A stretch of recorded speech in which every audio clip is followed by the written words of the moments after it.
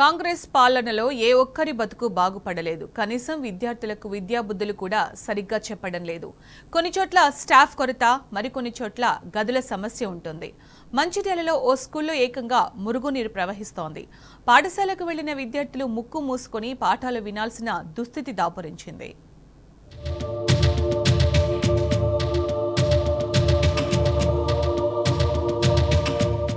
రేవంత్ ఏలుబడిలో ఏ ఒక్క వర్గం సంతోషంగా లేదు. కర్షకులు, కార్మికులు, ఉద్యోగులు, ఉపాధ్యాయులు, చివరికి విద్యార్థులు ఆగ్రహంతో ఉన్నారు.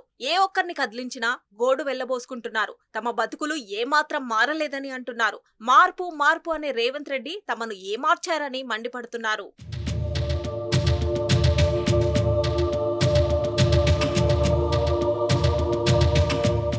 మంచిర్యాల జిల్లా లక్షెట్టిపేట మున్సిపల్ పరిధిలో ముల్కల్లగూడ ప్రైమరీ స్కూల్ ఉంది. 1వ తరగతి నుంచి 5వ తరగతి వరకు 102 విద్యార్థులు చదువుతున్నారు. ఇక్కడ 2 గదులున్నాయి. కిచెన్ షెడ్డులో, గది బయట హాల్లో విద్యార్థులకు బోధిస్తున్నారు. స్కూల్లో 2 టీచర్లున్నారు. మరో 2ని డిప్యుటేషన్ మీద తీసుకున్నారు. ఇప్పటి వరకు ఓకే. ఇప్పుడే అసలు సమస్య మొదలైంది. బయట నుంచి వచ్చే మురికి నీటి కాలువ పాఠశాల ఆవరణ నుంచి వెళ్తుంది. తరగతి గది ముందు నుంచి వెళ్తూ పక్కనే ఉన్న కుంటలో కలుస్తోంది. కాల్వ నుంచి వచ్చే నీరు సెప్టిక్ ట్యాంక్ ఊట ద్వారా నిండింది. దాంతో విద్యార్థుల టాయిలెట్స్ పనిచేయడం లేదు. దీంతో స్టూడెంట్స్ వాష్రూమ్ కోసం బయటకు వెళ్లాల్సిన దుస్థితి దాపురించింది.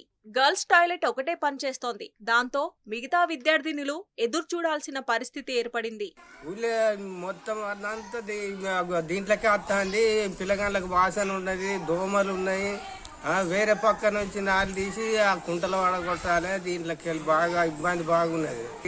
రోడ్డుకి పోవటానికి అన్నిటికీ సౌలత లేదు. ఇక్కడ ఈ నాలిని తీసి అటు బయటకు వారేయాలి.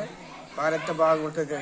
పాఠశాల ఆవరణలో బోర్ ఉంది. ఆ బోర్ నుంచి వాష్ ఏరియాకు నీళ్లు రావడం లేదు. దీంతో పక్కన గల బోరింగ్ ఏరియాకు వెళ్లాల్సి వస్తోంది. సంవత్సరం నుంచి ఇబ్బందులు పడుతున్నామని విద్యార్థులు చెబుతున్నారు.